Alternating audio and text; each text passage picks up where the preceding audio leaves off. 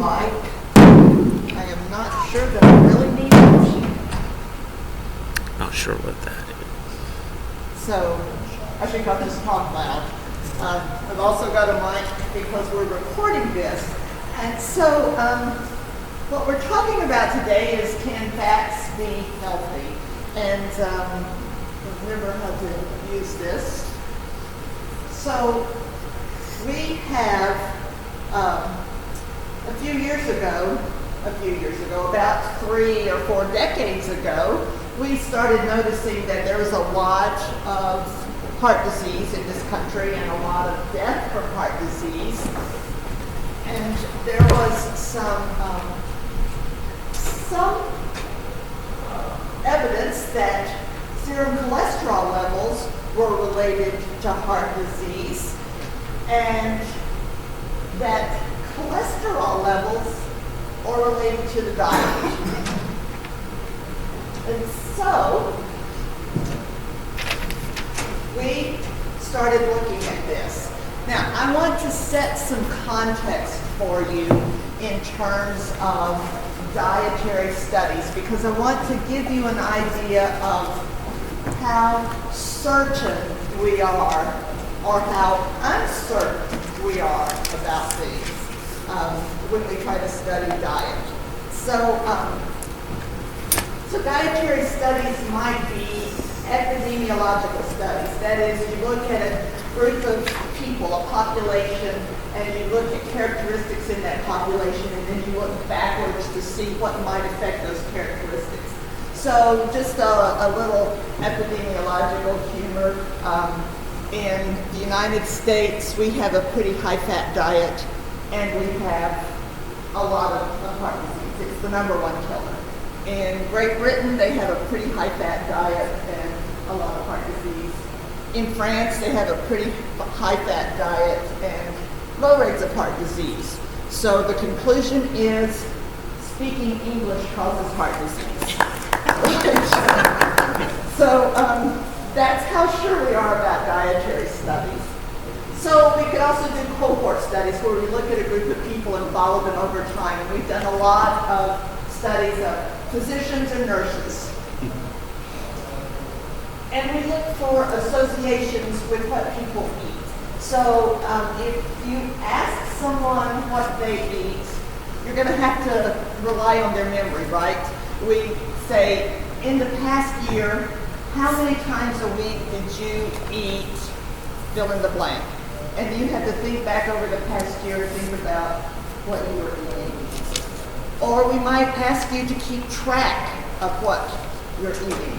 Well, periodically I try to keep track of what I'm eating. That's the way I manage my weight. And I change what I eat. If I'm having to write it down, I go to things that I can write down easily. So that's what people do. Or they remember the good foods they eat more than the bad foods they eat, because we all want to think we're doing the healthy stuff. So those are problems that we know with human nutrition research studies. In animals, we can control what they eat, and we can look for mechanisms. But people don't have the same metabolism as a rat or other animals that we might use, so those are imperfect studies too. In medicine, we might do randomized clinical trials where we give one group of people a pill that has an active ingredient in it, and another group of people a pill that doesn't have anything, a placebo, and look for changes. But that's not the way people live. And when we give identical pills, no one knows what they're getting. But when we ask people to maintain a specific diet, you can't. You have to know what you're doing. So that can change things. So what I want you to get from this is that human nutrition is an imprecise and inexact science. So when we make recommendations, it's based on the best science we have, which is still evolving. It's going to change. And so this idea that we don't know what we're doing, well, you're absolutely right. So we declared war on fat and cholesterol. my beautiful T-bones don't show up too well. Americans were told that we need to lower the amount of fat in our diet to 30% of our total calories. We need to lower the saturated fat in our diet to 10% of our total calories, and we need to limit our cholesterol to 300 milligrams a day. So we started working on that. And I worked to a certain extent. I don't think you can really see this very well, but this is, in fact, I can't see it very well. 1976, this was the percentage of Americans that had high cholesterol levels. This was the percentage of Americans who had, who were meeting recommendations for fat intake. And so then we started preaching about lowering your fat intake. And you can see that the people with high cholesterol levels came down to about 40%. People who met the guidelines came up to about 40%. About that time, we started adding cholesterol-lowering drugs, and the cholesterol levels continue to come down. But there's no further changes. There's still only about 40% of Americans meeting those guidelines. This is the decreased rate in high levels of cholesterol, increased rates in the levels of high-density cholesterol, which is the good kind. So we were there at following recommendations, and it helped a little bit, but heart disease is still the number one killer, although cancer is catching up in some places. But when you ask someone to decrease their calories from one thing, they're going to increase their calories from something else. It's really, really hard for us to decrease the calories we take in. So when we stopped eating so much fat and started decreasing our calories from fat, we had to make up those calories with something else. And that something else was refined carbohydrates like white bread, bakery goods, and sugar. And you can see these unintended consequences. This top row is the increasing rate of adult obesity, and this bottom row is the increasing rate of people with diabetes. And you can see where the diabetes belt here. What's the time lapse? So this was 1994 and 2014. So pretty quick, couple of decades, 94 and 2014. And we've not really stopped yet. So when we say the heart disease rate is going down and the mortality from heart disease is going down, that's going to change.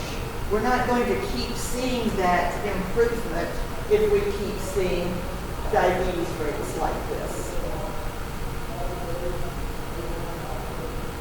At the same time, we in the United States are asking people to lower their fat intake. Researchers in Denmark found a paradox.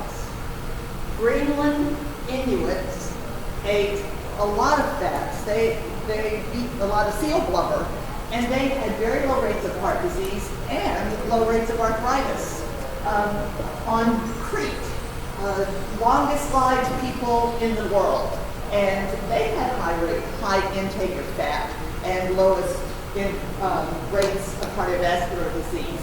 So we're making recommendations, and these people aren't living up to our recommendations, but they're not hurting. So what's going on? So I wanted, again, just to give context, I don't want to bore you with biochemistry, but lipids are really complicated. There's a lot of different kinds of fats and oils, but basically the ones in our body and in our diets are as triglycerides. So glycerol, backbone, these are fatty acids. They might have any number of carbons, 6 to 26. Some of these carbons have 2 bonds between them. Some only have 1.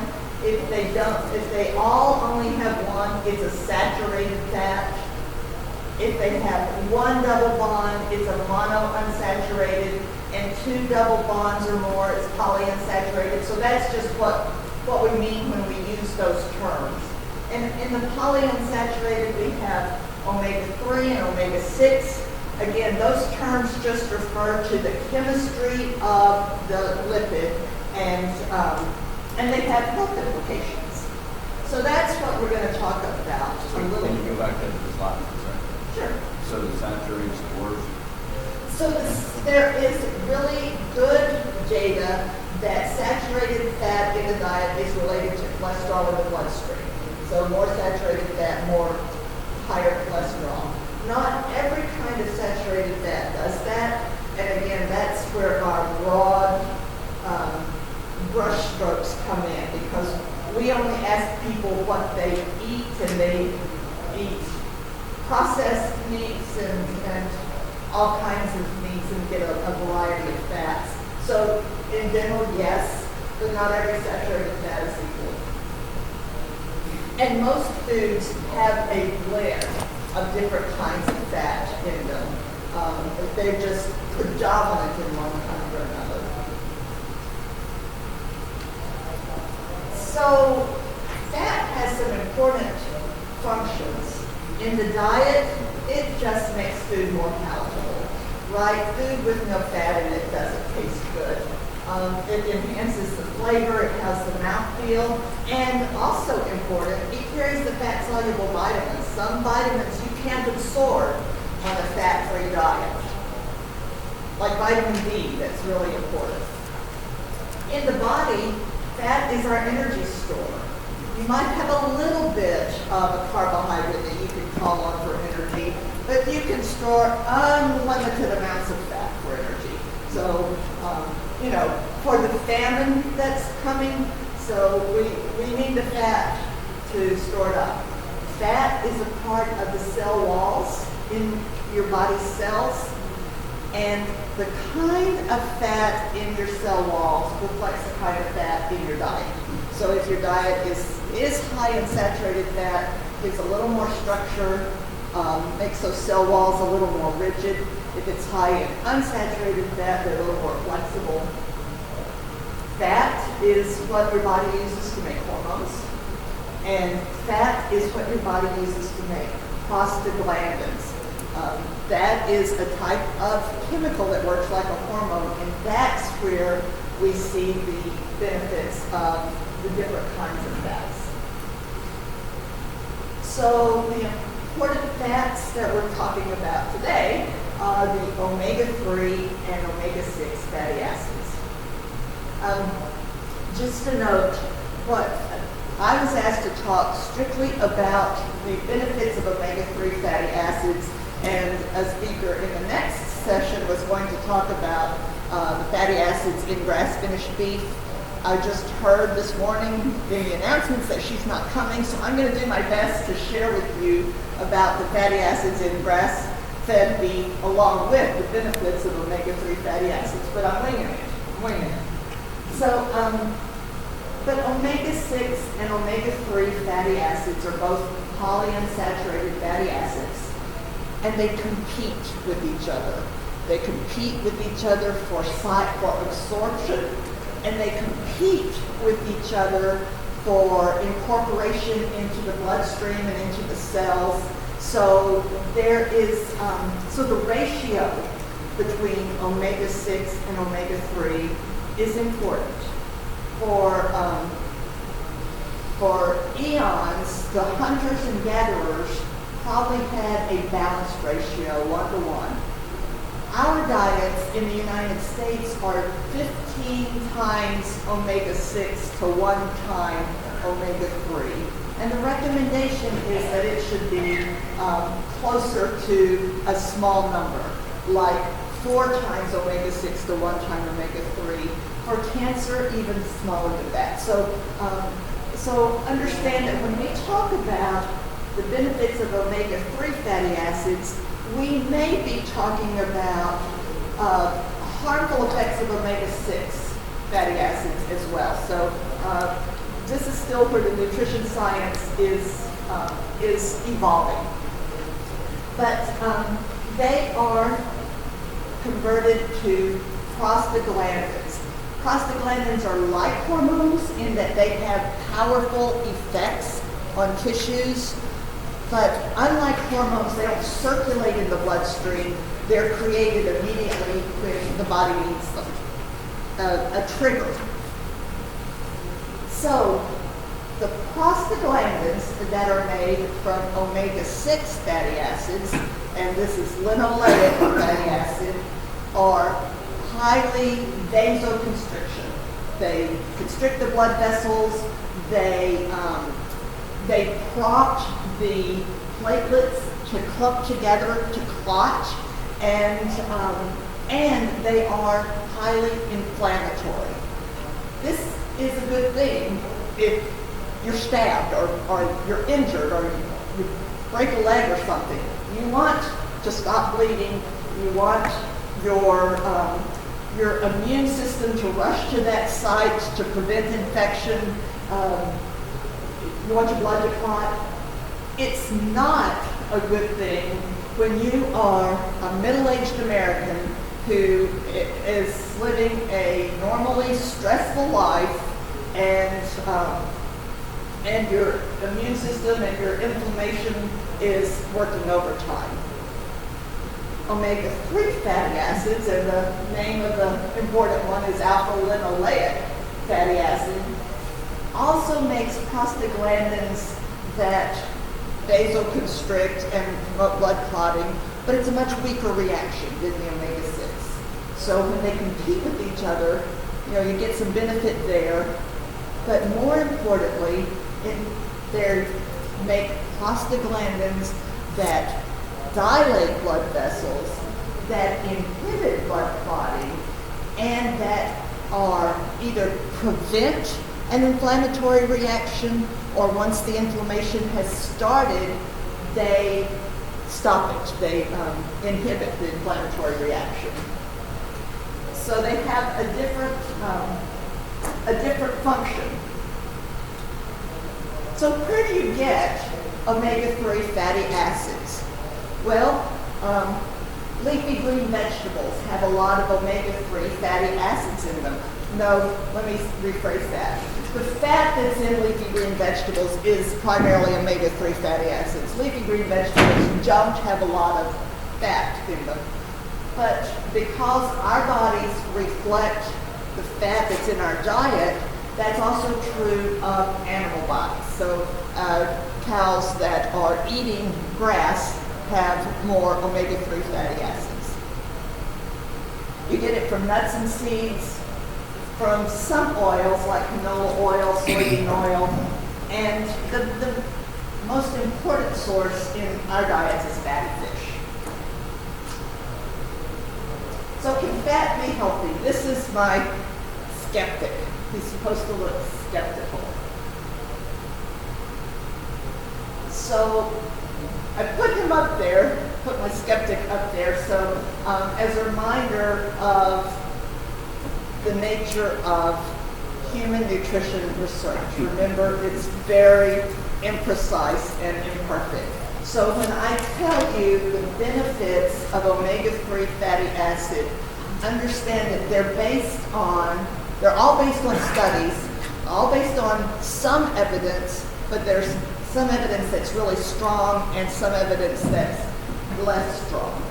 And the other important thing you should know is that a lot of the studies look at people who eat a lot of fish, and they see the benefit in those people who get a lot of omega-3s from fish, that maybe it's not solely the fat in the fish, there may be other things that contribute to these. So just my caveat, that if something sounds too good to be true, it is.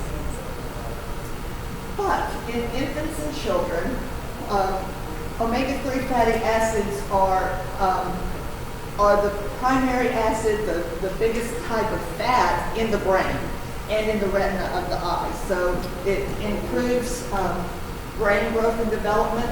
Some of the studies, again, are related to a deficiency of omega-3 fatty acids, not supplementing. So, but having an adequate amount is related to better intelligence in children, more social skills, more verbal skills, and it looks like those differences even out at about age 7. But in the birth to 7, those kids with adequate amounts of omega-3 fatty acids, both in the mother's diet before birth and in the mom's breast milk, which also reflects the type of fat in the diet, do better on intellectual things. They seem to have a lower risk of attention deficit hyperactivity disorder and less symptoms of asthma, because just like omega-3 fatty acids can dilate blood vessels, they can dilate bronchial tubes. So in that last slide, then all of the nutritionists or schools in this state should sit and listen to this. Yes, and they, Because a school diet is very, they want it as low fat as possible. you're right, Audra, and part of the problem is that our recommendations change more slowly than our knowledge does. So the recommendations, I told you, when we declared the war on fat, the recommendation was 30% of the calories is fat. Now the recommendation is 30 to 40% of calories is fat, but I'm not sure the school diets still have adjusted to that. And I put this picture up because this is my beautiful granddaughter, Maddie. Grapes are not a particularly good source of omega-3 fatty acids, but she's got beautiful blue eyes, so I put it up anyway. Well, in adults, a lack of omega-3 fatty acids in the diet, or a deficiency, or perhaps just an imbalance between omega-6 and omega-3, is related to a higher risk for depression and anxiety, mood swings, dementia, and that is the dementia that we see in a lot of people as they get old. And also Alzheimer's, which is a specific type of dementia, and with sleep disorders. So having more omega-3 fatty acids in the diet is good for adult brains as well as kids' brains. Some of the strongest evidence is in heart health and in a higher intake of omega-3 fatty acids can lower the triglyceride levels, which is the fat that circulates in your bloodstream. It can lower blood pressure, decrease the risk of arrhythmias, of heart beating funny, and blood clots we've mentioned. It can raise the HDL cholesterol, which is the healthy kind of cholesterol. So we've worried about our cholesterol levels for a long period of time, but total cholesterol is not as important as having a good amount of healthy cholesterol, the HDL, so that is protective, and omega-3 fatty acids can raise that good cholesterol even in people who have high cholesterol. One thing that I know I'm talking to beef producers, and beef is still more saturated fat. There is strong evidence still that saturated fat increases cholesterol levels. So that part hasn't changed. The recommendation for saturated fat hasn't changed. And there's strong evidence that replacing saturated fat with unsaturated fat, whether it's omega-6 or omega-3, lowers that cholesterol level. So those are the things that we're pretty confident in. And then maybe there's a little added benefit to having more omega-3s. You eat red meat? Uh-huh, absolutely. And I like steak. And Do it in moderation. I do it in moderation, and I've kept track, like I say, every now and then I'll keep track of what I eat because I'm trying to manage my weight, and I use the USDA ChooseMyPlate.gov website because it has a food tracker where you can put in what you eat and calculate the nutrients. I don't hit that 10% saturated fatty acid goal either. I'm usually around, when I do keep track, usually around 11 to 13%. So, yeah. Those slides that you showed earlier about the trend from 9 Yeah. to 14, as Americans are a fast food society, is that perhaps? That, I'm sure that's part of it. I'm sure there are a lot of things that play into that trend of increasing obesity and increasing diabetes. And fast food would be part of it. I grew up in a small town called Hillsboro in central Texas. And my parents were educators, so it wasn't like we had loads of money. And it was a special treat for us on Sunday night after church to stop by and get a candy bar. We didn't have them every day or all the time. Maybe once a month when my parents got paid, we'd stop by and get box. So food like that is a lot less expensive for the amount of money we're making these days. So I think that's part of it too. I think there's a lot of things. So there are some other benefits to omega-3 fatty acid. Insulin resistance. So you saw the slide. We have an epidemic of diabetes, and there's a lot more pre-diabetes than diabetes. So, and that is related to how sensitive your tissues are to the actions of insulin. Omega-3 fatty acids increase insulin sensitivity. They decrease arthritis and all kinds of inflammation. So these are inflammatory diseases. And since omega-3 fats are suppress inflammation or prevent inflammation, they can help to prevent some of this. Both acne and premature aging of the skin are inflammatory diseases. Cancer, particularly colon cancer, breast cancer, and prostate cancer, are the risk is lower with a higher intake of omega-3 fatty acids. And then the autoimmune diseases, lupus, inflammatory bowel disease, rheumatoid arthritis, psoriasis. Those are all diseases of inflammation that are decreased with higher levels of omega-3. So healthy eating is a matter of balance. And so I picked out some pictures. We've got fruits and vegetables, and all of these things work together. This showed you the slide, or the first slide was looking at the layer of cholesterol in a blood vessel.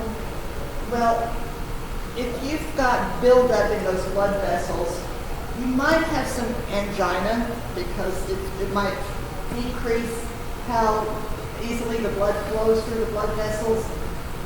But it's when that blood vessel that is damaged, and we're constantly exposed to these highly reactive cells called free radicals.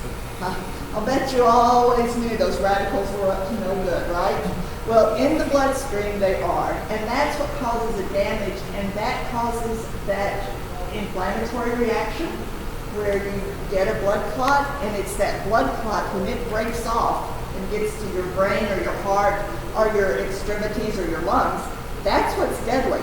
It's not the building up of cholesterol. We can deal with that. It's the damage to that cholesterol layer that breaks off in a blood clot. So fruits and vegetables have the antioxidants that help to prevent that. Nuts and seeds. Nuts and seeds are also good sources of omega-3 fatty acids. Lean sources of protein, but yes, I eat steak. Along with everything else. And as you've probably heard, if your cattle are finished on grass, they're going to have more omega-3. They're going to be low fat. It's going to be low fat beef, but they'll have a higher ratio of the fat will be as omega-3 fatty acids, and they'll be in a ratio that's closer to what we recommend for the diet. Fish is the most reliable source of omega-3 fatty acids, especially fatty fish. The fish from the cold waters, our beautiful West Virginia trout is a good source of omega-3 fatty acids because it lives in the cold waters. And then whole grains are part of a healthy diet. When we talk about replacing the unhealthy fats now, we're not recommending that you replace them with carbohydrates like we did in the 60s and 70s. We're recommending that you replace them with healthier fats. My mood-altering drugs of choice, I always like to put some good news into to presentations about nutrition. There's some evidence that wine has some antioxidant effects, and a moderate intake of red wine is reasonably healthy for women. That's 1 drink a day. For men, that's 2 or less. But I do want to warn you that wine increases the risk for breast cancer. So most of us have a much higher risk for heart disease than we do for breast cancer, but wine does increase the risk for breast cancer. The last study I saw was anything more than 3 drinks a week. Coffee is also has some antioxidant effects. It's also healthy, and that's a real caffeinated coffee, up to 3 cups a day. It has some beneficial effects. It certainly has beneficial effects for the people who have to deal with me. If I have my coffee today. But if I could give you one prescription, one magic pill, it would be to get up and move. Now, I know when I'm talking to people who are production agriculture, that's a given, that you are moving in your day-to-day life. But for those of us who do our work at a computer most of the day, this is important. It doesn't make up for a bad diet. You can out-eat your exercise program. You can out-eat your medications if you're on cholesterol-lowering medication or medications for diabetes. But if you're eating a relatively healthy diet and you can get up and move, that really does go a long way to improving your health, your longevity, keeping you young, even as you get older.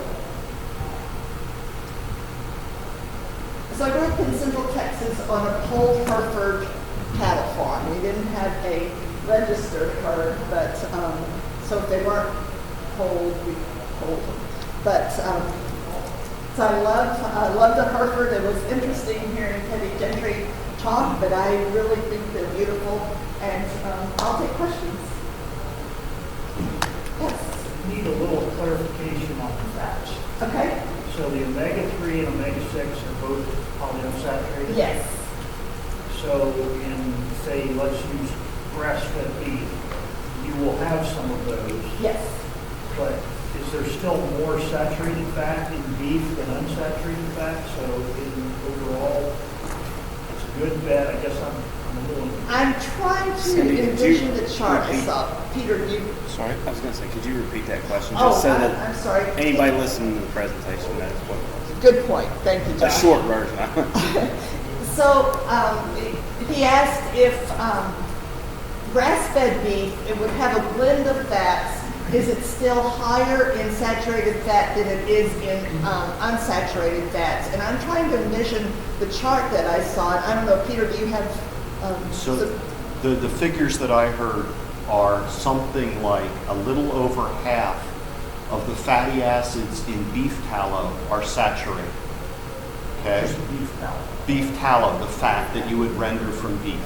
So if you go look it up, in the tables, you'll find that the majority is saturated fat, but a big chunk of that, I think it's 2/3 of that amount, is stearic fatty acid that our bodies metabolize into oleic fatty acid, which is a monounsaturated fatty acid, which is what we get from olive oil.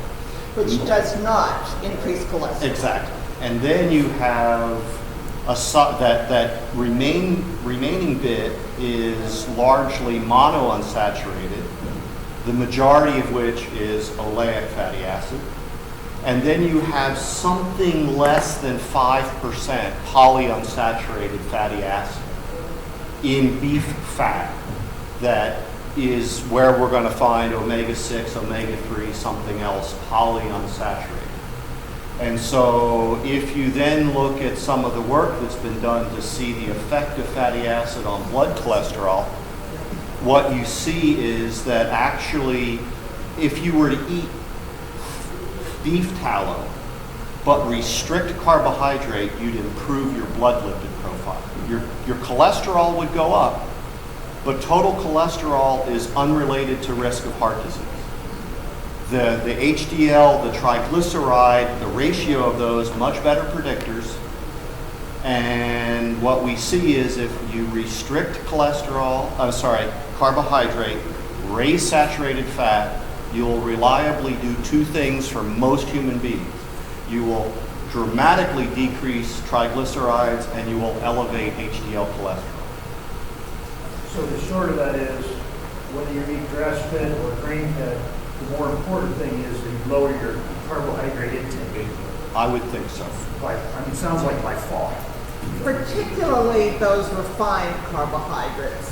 So I think there's still going to be some benefit to taking the whole grains in. Those are good sources of some nutrients. But and I think the other bottom line would say is that the balance is a healthy fat blend. Is that there's a little bit of the unhealthy, but the balance in beef is healthy. Yes. That's a good thing we have a board agronomist here. I was going to say that changes within the steak as well. Like the marbling itself is majority monounsaturated, but whereas the intermuscular between the muscles is a different fat. Great. And season is going to affect it, and Yeah. where in the body, like you said, but what part of the body. There's breed differences, so whenever anyone gets really confident, again, the generalization it applies to the beef industry too when you try to say anything specific about ratios or amounts. So take it with a block of salt. The formerly monounsaturated Yeah, and I can't remember the fatty acid. What was that? Oleic, Yeah. Well, before that gets stearic. Yeah, I think the marbling is actually stearic acid that's in Which your is a body. saturated fatty acid, but our bodies metabolize that into oleic. Which is what's in olive oil, which is why the Mediterranean, Mediterranean yeah. diet is so healthy. So we have a question back here. So, dairy, this is a grazing conference, and all dairy ends up as beef anyway, like 20% supplies dairy. So, can you discuss just a wee bit on the saturated, monounsaturated fats in dairy products? Oh, I did not prepare for that. Saturated to monounsaturated fats in dairy products. I can't tell you what kind it is because I didn't look it up before I came. But what I can tell you is that we don't see an increased obesity rate with full-fat dairy right now. So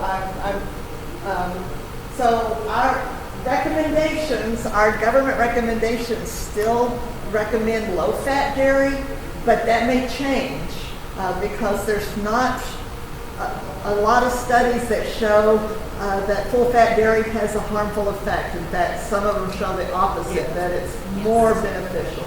John? I would say, I love ice cream. Can you What take the about ice sugar cream? out of it?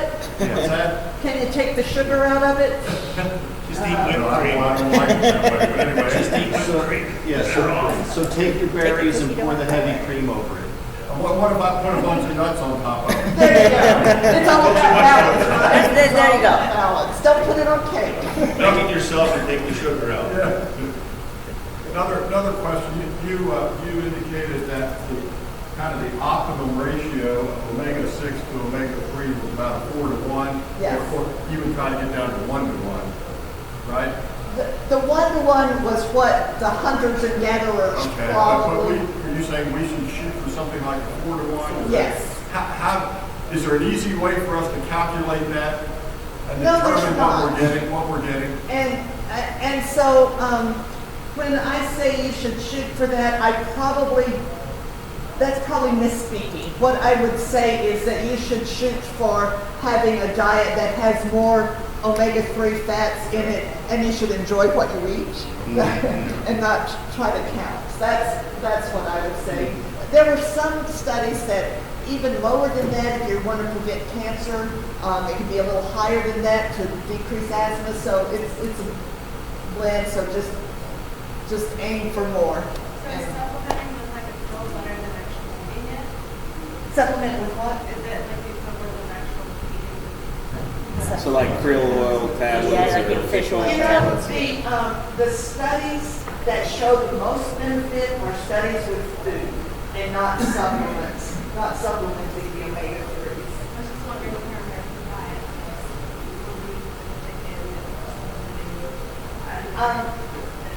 There's no evidence, or there's very limited evidence that supplementing with krill oil or fish oil would have the benefit. So, so there's those nutrition studies in here. Maybe the benefit is something other than just that by itself.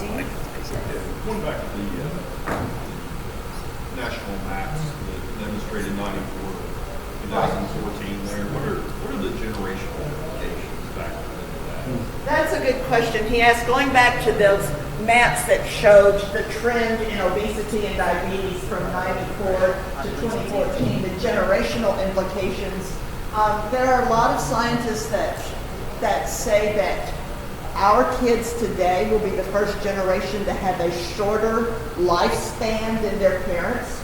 Most of us have, for most generations have increased their lifespan, and ours may decrease. In Extension, we teach a class called Dining with Diabetes to help people manage their diabetes. Diabetes is not a death sentence if you manage it. But when you let your blood sugar go up and stay high, it causes damage to the tissues that will shorten your life. It is a scary thought that there are so many people with diabetes and so many kids with obesity who are then at risk for getting diabetes at a younger age than our generation did. Oh, you're talking a lot about beef, but not all of us are beef producers. I'm a lamb producer. And I know that we've got some research studies out there with the omega-6 and omega-3s on lamb, and it's equal to or better than wild salmon. Good So, to know. She Can said, you relate some of that? Do you know anything about that? she said that some studies on lamb show the blend of omega-3, omega-6 fatty acid is better than wild salmon. And I don't know specifically other than what's in your body reflects what's in your diet. So as they eat the forage and the grass, the fats they're getting are omega-3. So it would make sense that it has a good blend. Now, I don't eat fish. I'm a purebred West Virginian. I'm not a big fish fan. If it doesn't have feet, I don't eat it. And that's what I told my general practitioner when I first went there, and she just looked at me like I was crazy. But she called after one of my last cholesterol tests and stuff. Not normally does she call, but she called directly. She said, I want to know if you're really eating fish. And I said, no, I don't eat fish. I just don't. And she said, well, you have better cholesterol numbers and everything is much, much better than my patients who eat That's fish wonderful. 3 times a week. That's I wonderful. don't eat that. with stuff. I said, I eat lamb, I eat beef. Yeah. You know, a little bit of chicken, a little bit of pork, and yes, I eat bacon. You know, but I said, no, I eat the lamb, I don't eat. Yeah. And so she also got into researching some of that. And is Yeah. making recommendations to other patients, if you don't like fish, then try lamb. Very good. So that's great news. That if you don't like fish, try lamb or try these other things. But the other thing that you should know is you're probably active, and being physically active also will help decrease cholesterol levels. Yes. One thing about that, I think a lot of that is your genes and what you're made up of. Because I have high triglycerides, my mother had it, and we were both not very big. And I was in, I have to go, I was been on this for years, but when I was in mine one time at the blood screen, there was an older fellow ahead of me. We were just talking, and he said, look, I eat 6 to 8 eggs a day, every day. And I said, good Lord, no wonder you're here getting your That's real He said, the only reason I'm here is because of her, his wife. And I just come here to support her. My cholesterol is always perfect. She turned around and she said, he's absolutely right. I fixed him 6, and if he asked for 2 more, then I fixed him 2 more. But, it's funny, but it's hard to... It is. He mentioned 2 things for those of you who couldn't hear. One, he mentioned genetics. And so, I've been in the field of dietetics for a long time, and the more I learn about nutrition, the more impressed I am with the effect, the interaction between your genetic makeup and your environment, whether it's what you eat or where you live or whatever, because people react differently. There are a lot of receptors on your cells that for different nutrients, and we all have different ones, and so some people need a lot more of one thing than other people do. The other thing he mentioned was eggs. So eggs are a high cholesterol food, but they're not a high fat food. And when we were told to decrease our cholesterol, we limited our eggs to some crazy amount, like 2 a week or something. And so the cholesterol in your diet has very little effect on the cholesterol in your blood. So enjoy your eggs. I'm in the same boat as the gentleman back there with my mother, and I'm on medication for high triglycerides, have been several years. Now, what was the recipe into lower the triglycerides and actually what? Restrict carbohydrates. That's what my wife tells me. I'm sorry. Sorry. She's always right. Why'd you even come in here? See point 1. Okay. Josh.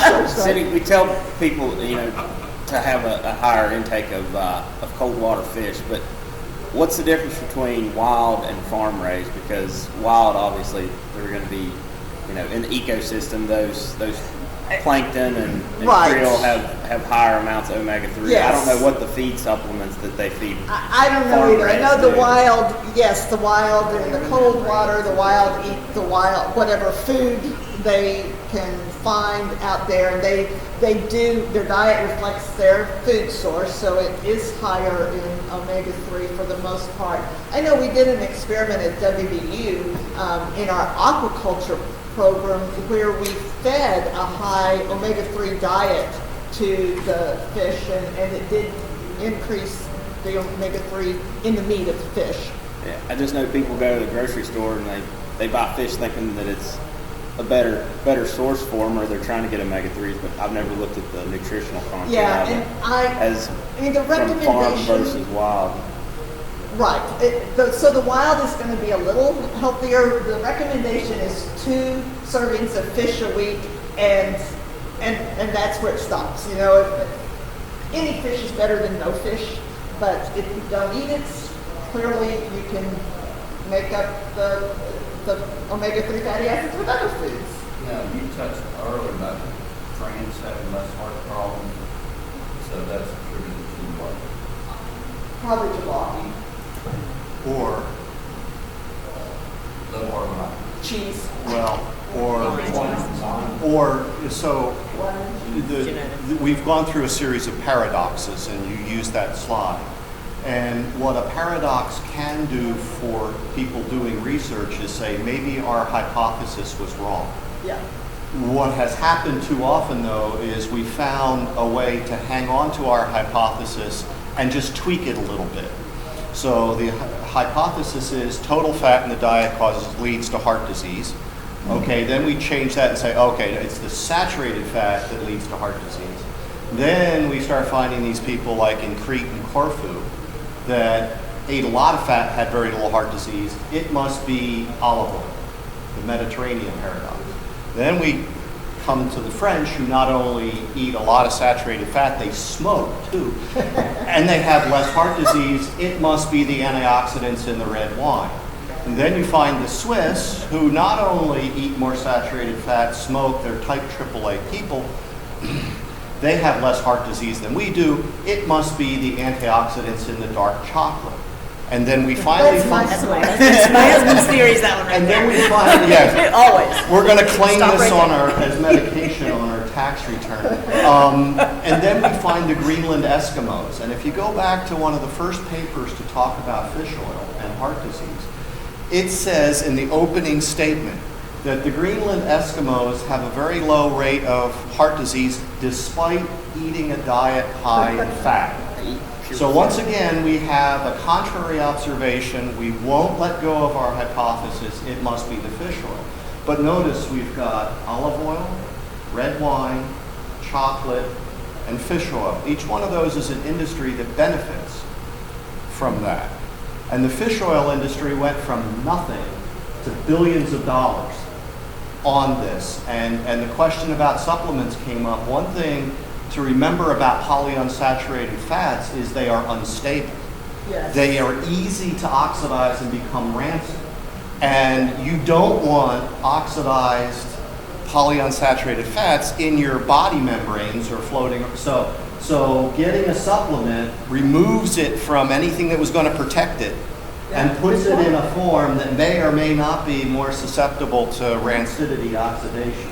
So better to eat the stuff in the food than to try to do it through supplementation unless you're in some kind of really, like you need a massive dose, and I don't know what that would be, but leave open the possibility.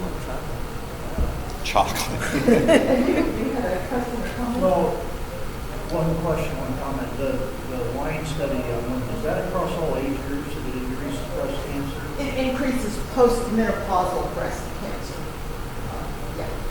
And then I was just watching a special on Ozzy the Iceman here on PBS. They're doing new research on this old 5,000-year-old body. Within the last 48 hours, he'd eaten Ibex, 9-corn wheat or something. But at 45 years of age, he had signs of heart disease. So, active at 10,000 feet was where he was. Yeah. So he was active, eating as good as you can. Another genetic thing, you probably just can't overcome some of that. Right. Yeah, you're absolutely right. You can't overcome some of it. Yes. So is there any grad student positing the fact that it's not high fat, but we're going to get some traction to challenge this paradox that we keep on trying to revalidate our if you will, our basal assumptions? Right. I mean, are there some radical folks that are going to be producing some information for us?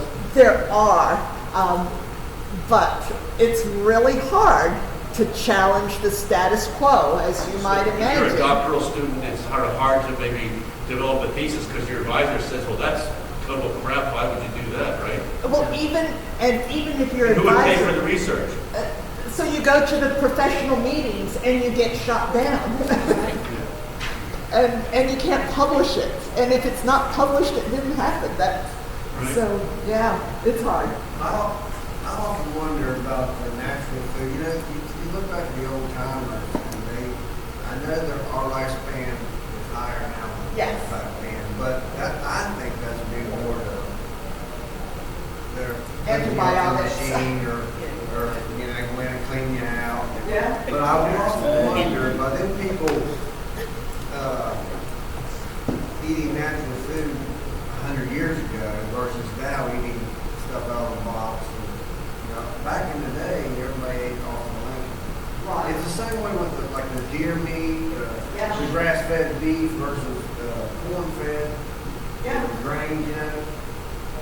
I agree. I think that as natural, when you get as close to the way nature made it as you can, you're going to be healthier. And I agree. I think that we've processed ourselves into an unhealthy diet.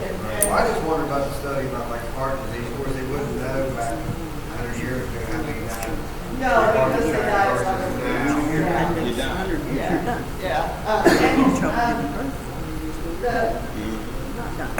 Yeah. Forgot what I was going to say. It wasn't lost my train of thought. But yeah, I agree that eating as close to nature as you can is healthier. Oh, I know. You know, back in the day, we had famines too. There were it was a period of feast and a period of famine, and this being hungry for a little while actually, you're not too hungry. It actually has some benefits. Yeah, especially with diabetes, that insulin resistance. Because Absolutely. if you're grazers, if you make yourself a grazer, you never allow your body to alter your insulin responses, and You're absolutely right. your cells go, insulin, Yeah. How much better is grass-fed beef than grain-fed beef on those omegas? What's the difference in the ratio there? Do you know? I have a paper on my desk in my office, and I looked at it, but I didn't bring it with me. I'll be showing some data. It's tremendously variable. It can go from just over 4 to 1 for grain finished beef, and we ought to be more precise. I mean, it's grain finished, it's not grain fed. There's a whole lot of the population that thinks a beef cow spends its whole life in a feedlot.